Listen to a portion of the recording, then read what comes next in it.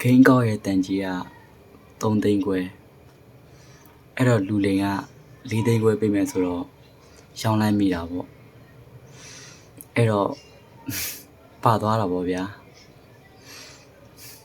အာစီဆိုကိုသွားမိပါတယ်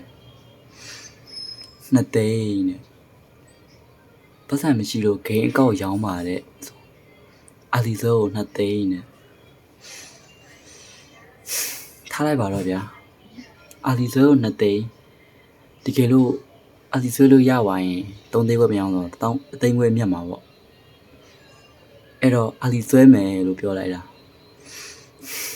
ပတ်စံအရင်ခြေရမယ်တဲ့ပတ်စံမရှိလို့ရောင်းပါတယ်ဆိုပတ်စံမရှိလို့ပါသွားတာပတ်စံအရင်ခြေရမယ်တဲ့ဘယ်ကပတ်စံရမှာလဲ